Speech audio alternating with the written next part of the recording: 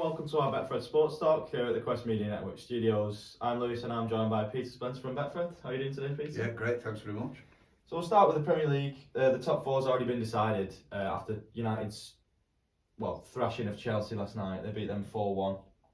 Yeah, it was a better result than I expected, frankly. I thought Chelsea would have put a bit more up against United at Old Trafford. Of course, they got nothing to play for, mid-table. Who'd have thought that, Chelsea mid-table team. But that's the state of play at the moment. The defence was all over the place. United could have got 7 or 8, and perhaps should have done. Great to see Rashford back playing. He came off the bench and did okay. Casemiro, star man again. You wonder what United would be like without him in the team. It was just a great all-round performance by United.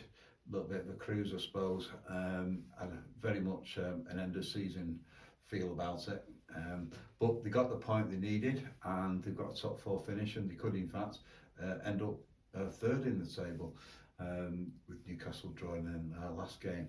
So at the end of the day, it's a fantastic season for Ten Hag to go and finish 3rd or 4th in the first Premier League that he's been over here. It's great that he's been able to do it. A little bit of me thinks that City and Arsenal are far, far superior, and that the rest of the Premier League have got some catching up to do. He's probably right in that this isn't a vintage United team by any stretch of the imagination, and for them to do so well is a reflection on the way that the manager has reorganised things at the club, and changed it all round so that everybody knows who's in charge, the manager, and that Ronaldo's no longer there pulling the strings. Great player that he was, but his influence was becoming ridiculous. He was grabbing all the headlines, and that whatever the other players say must have been annoying them, because they are half-decent players, and they want to make an impact at Manchester United, not Ronaldo United. Definitely. And another team that's confirmed their place in a European place is Brighton. They've secured Europa League football after their 1-1 draw against City. Yeah, well, I thought that was coming as well. I thought City have got the minds on other things now, i.e. achieving the treble. So they'll be looking towards the final, the Champions League final, and also the FA Cup final against United at Wembley. So although they'll never admit it, I did think they had the foot off the gas a little bit. And you can see that with the selection, because he didn't go with his fully fledged first 11. He went for his, some you say second team, but some of his squad players, if you like. It's nonsense to say it, but Phil Foden is now a squad player. I mean, how can that possibly be? He's just a tremendous player. He'd walk into any other team in the land, any other team in the world, and yet can't get a starting place in the Manchester City team. I mean, that just shows how absolutely fantastic that group of players are at Manchester City. And so they drew, as you say, at Brighton, and it was more of a Brighton day really, because they got the point they needed for European football. And who would have thought that they would end up playing in the European competitions. They're going to do a lot of huge changes there, because it's effectively another important game every single week for teams like Newcastle and Brighton. And so the recruitment will be extraordinary in the summer, and it only heightens the transfer activity this summer, which hopefully will be led by Manchester United when they get, you guessed it, Harry Kane. How long have we been saying that United are going to sign Harry Kane? Well, you know, my message to United is get on with it. Get the player that every single person in the world football knows they need to buy. Just get him at Old Trafford, and let's get on with it, and let's start competing with Manchester City and Arsenal. Yeah, let's hope they can get that deal done. And moving on to relegation, of course, Southampton are already down. 2 more still need to be decided on the final day. Everton look like they're most likely to stay up. They've only got to beat Bournemouth at home. A point might be enough if results go their way as well. Yeah, well, that's a good summary. the bottom line is we've got 3 huge games now. Everton against Bournemouth, Leeds against Tottenham, and Leicester against West Ham. Now, Betfred have the odds at Leeds 1-33 to join Southampton, so we clearly think they're going to be doomed.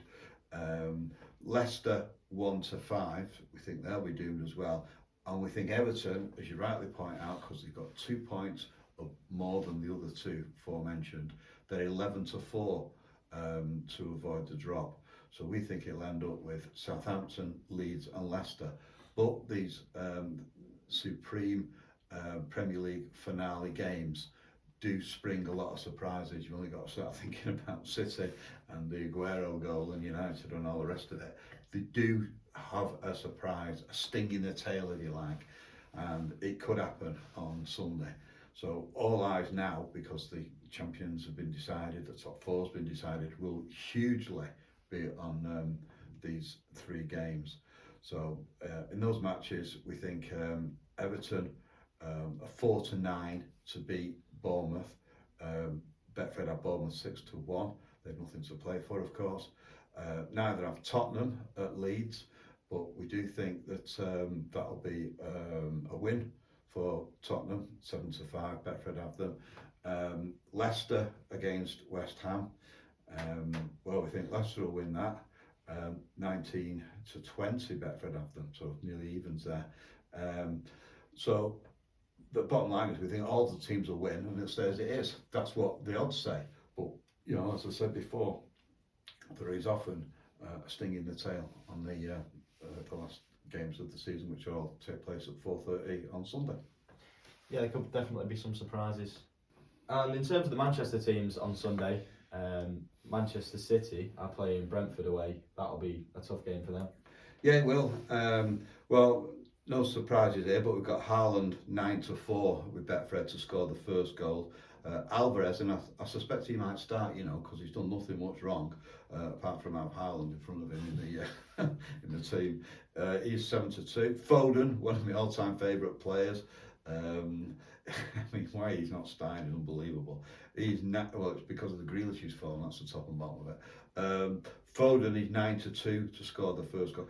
He is showing a huge sign of being over his illness and wants to be part of this great City team going into the last couple of matches of the season, last 3 games of the season.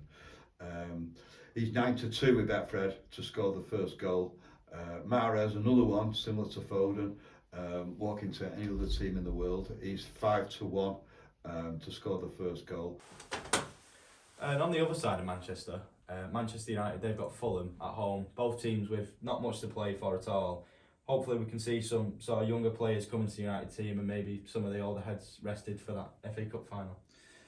Yeah, it's a bit of a non-event really. The bottom line is that Old Trafford will be packed to the rafters as per usual. A lot of supporters will want to pay tribute to the team that has done exceptionally well to finish either 3rd or 4th in the table. So we Betfred have United 8-15 to pick up both points. Fulham 9-2. The draw looks a possibility as well. That's 7-2. Marcus Rashford, who came on the other night, he looks like he's looking for a bit of a finale to his season. 11-4 to score first. Fernandes always looks the part after the game when he's chatting away, saying all the right things to the commentators. But during the game, he says all the wrong things, arguing the referee, arguing his players, working his arms around. A real Jekyll and Hyde character. But that's what makes him such a likeable player in the eyes of many supporters. He's clearly a passionate Manchester United player, and he's 11-2 to score the first goal with Betfred against Fulham on Sunday. Moving on to the Betfred Super League, Wigan winning at Hull KR with a golden point try. Yeah, that puts them 2 points behind Warrington now in the Betfred Super League table. We've got Warrington at Lee. That's emerging as a significant local derby now. Lee, a surprise package this season. They're 7-5 to win that game. Although we do think it'll be the Wire, who are 8-13 to pick up both points and maintain the league, the lead at the top of the table. We've also got Leeds against St Helens. That's significant in that. Why is it significant?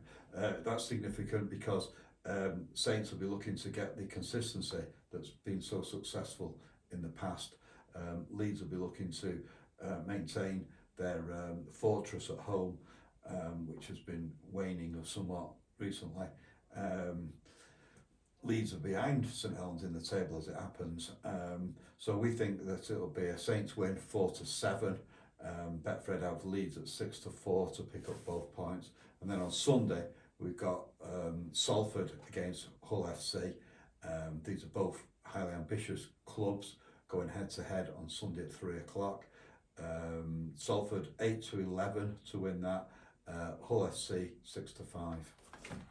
And we've got a winner to end on from the Nifty 50. An £11 bet has won someone £13,000.